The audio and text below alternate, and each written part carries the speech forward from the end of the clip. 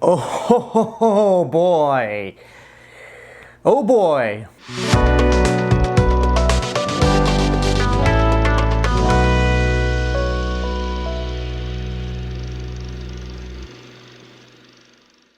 Hey everyone, it's Alexander Robinson. Welcome to the channel, and this is my review for Joker FOLIE À DEUX, which is the sequel to 2019's Joker, once again directed by Todd Phillips, and brings back Joaquin Phoenix in his Academy Award-winning role as Arthur Fleck, aka Joker. This movie takes place 2 years after the events of the first movie, where Arthur Fleck, aka Joker, has killed 6 people, one on national television, and he's been sent to Arkham Asylum, where he's been spending the last 2 years awaiting trial. But during his time in Arkham, he meets another inmate named Lee, or Harley Quinn, played by Lady Gaga, who has this weird obsession with him as the Joker, and is looking to try to spend the rest of her life with him as the Joker, as he fantasizes about a life with her. Before I continue, if you like this review and you want to see more videos like this in the future, make sure to go ahead and subscribe to my YouTube channel, and also hit that bell button to get a notification when a new video comes out.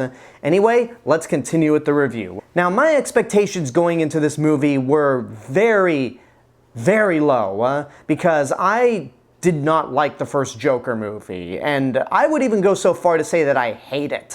Not so much the movie itself, because it is well directed, it looks good, Joaquin Phoenix is incredible, and the score is amazing.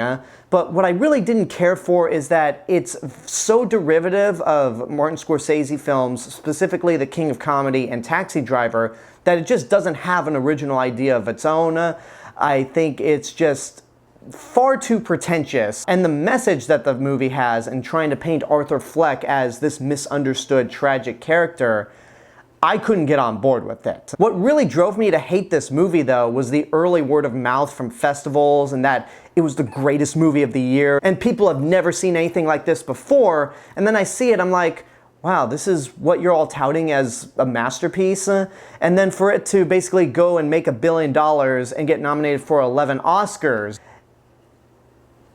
why? But whatever, that's just my own opinion. Clearly I'm in the minority on this. But when it came to the announcement of this movie, not even from the first trailer, from the announcement, I figured right off the bat that this was going to be terrible. Because I didn't like the first movie. It ended in a way where there didn't need to be another one to follow. Todd Phillips had no interest in doing another one, but because that movie made $1 billion, Warner Brothers was like, oh, you're gonna do another one. So he made it, and when this movie ended, I felt like Jeff Winger from Community, where I hate to say that I told you so, so I'll shout it through cupped hands. I told you so! Seriously, like, this movie is just as every bit as pretentious and derivative of other movies as the first one was. Except this time, it's not an unpopular opinion to say that. Before I go into what I really don't like about this movie, I want to talk about the good stuff, because I think there are a few good elements here and there.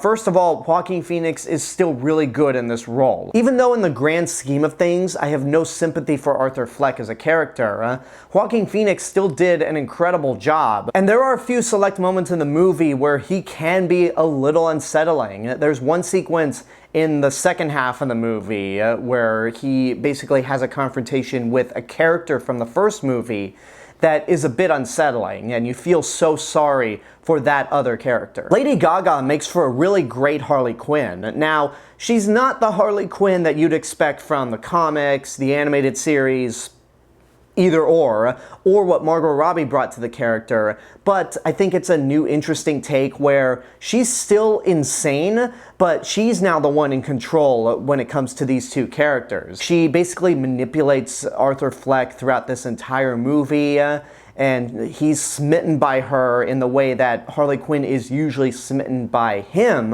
and Lady Gaga just does an incredible job in this role. Do I think this is her best performance to date? No, I don't. I don't think this is anywhere near Oscar caliber acting, and it's not gonna get anywhere near the same attention as her performance in A Star is Born. And just like the last movie, the score is incredible once again. It brings back some familiar cues from the first movie, and it's still shot very well. Like, there's a lot of use of color color, lighting effects, so it's a really good looking movie to watch, especially when it gets to those musical numbers. It's too bad though that those musical numbers are just so uninspired. So now would be a perfect time to segue into the stuff that I didn't like. From the beginning, this movie was marketed as a musical. I don't know why so many people were surprised going into this movie that it ended up being a musical, and I don't know why Todd Phillips tried to insist that it was not a musical, because it is. There is not a single moment in this movie where the musical numbers had me tapping my feet. There was not a moment in this movie where I thought, wow, this is so incredible that I want to stand up and give it a standing ovation. Nothing like that. And the worst part about it is that most of the musical numbers stop the movie dead in its tracks. Like, these sequences are hallucinations in Arthur Fleck's mind that don't really add anything to the story that we already knew.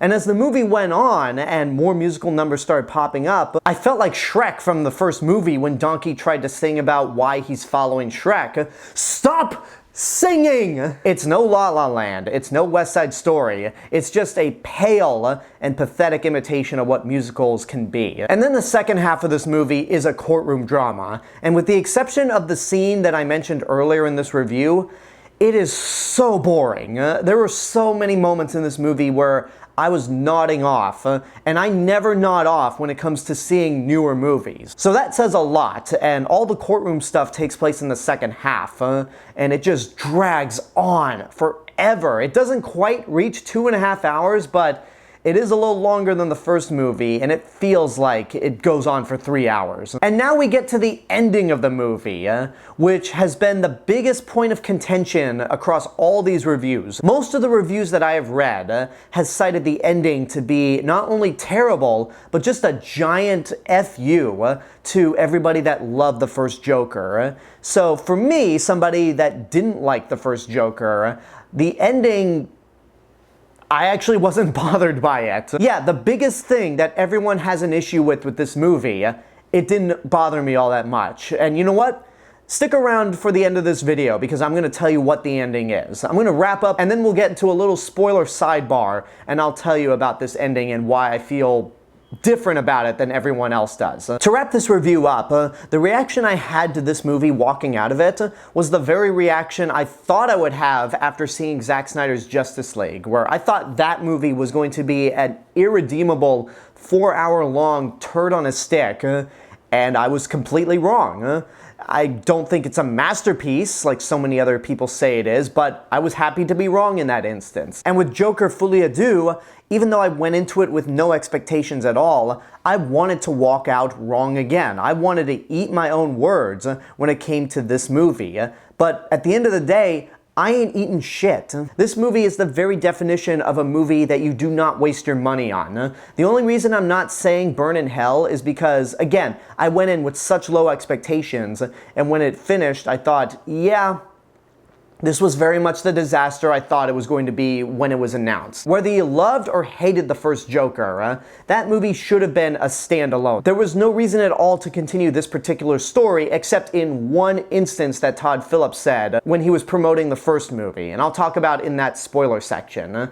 But yeah, overall, it was awful. I didn't expect anything going into it, and I was just like, yeah, this was bad. Alright, now that I've finished up the main portion of the review, let's talk about that ending. So this is your spoiler alert.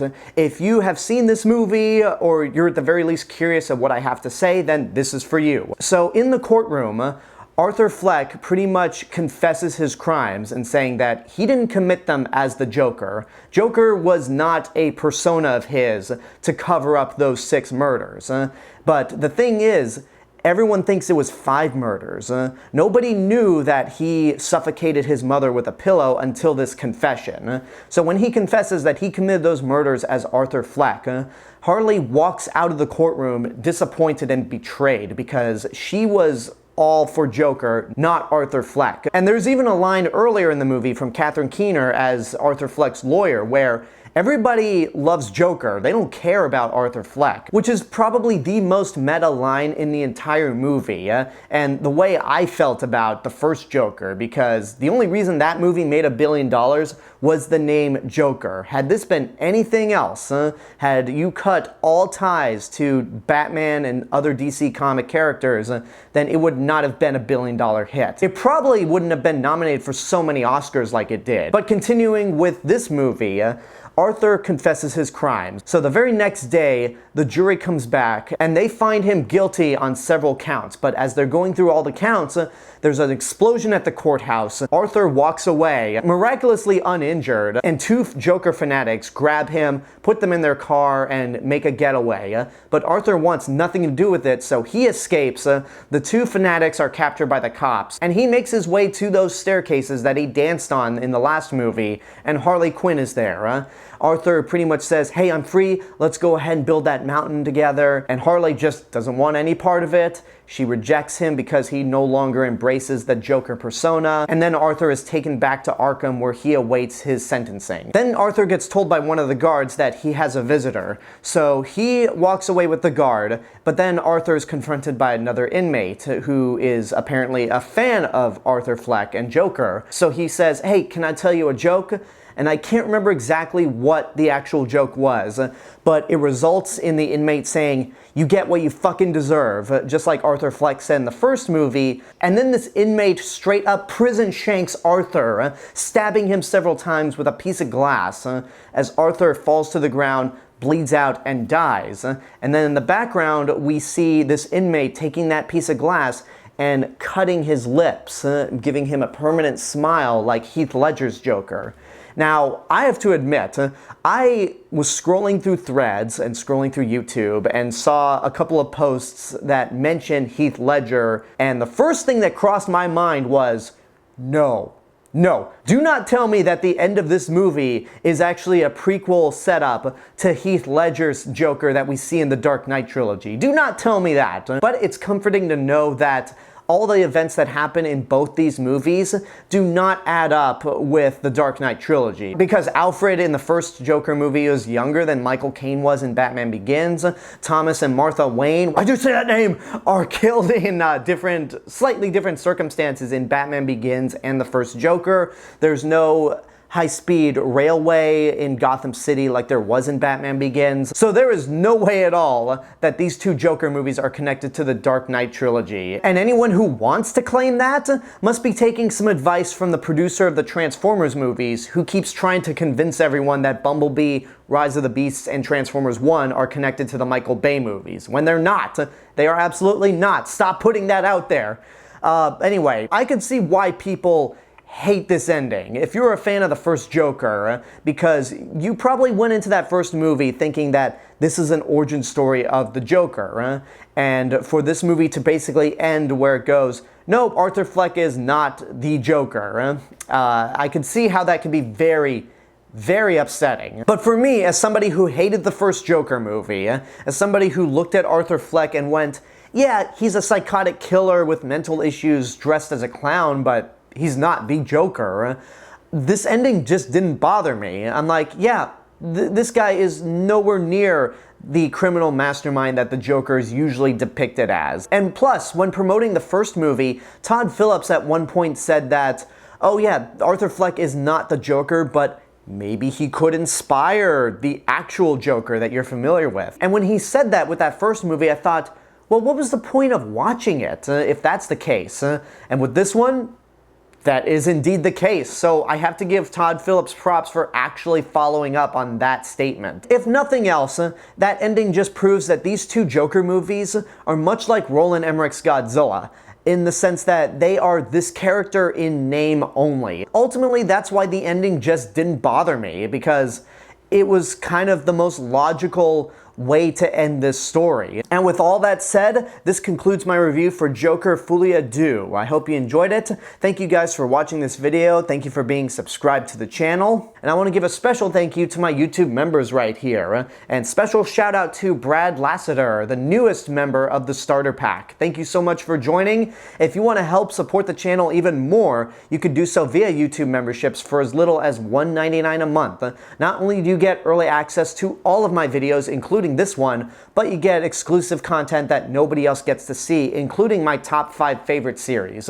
We are more than halfway to 10 members on YouTube, and once I hit 10, I'll introduce a brand new tier to the Starter Pack. So thank you to everybody, whether you're a YouTube member or not. If you're not, I hope you consider joining as one in the future. And until next time, I want to know what you guys think about Joker. Whatever your opinions are, let me know in the comments below. Don't forget to like the video, subscribe to the channel, and hit the bell button to get notifications. If you want to find me elsewhere on the internet, you can find me on Facebook, Instagram, Letterboxd, Threads, and my theme park and travel channel right here on YouTube. I'll see you guys in the next video, but until then, have a good day and take care of yourselves.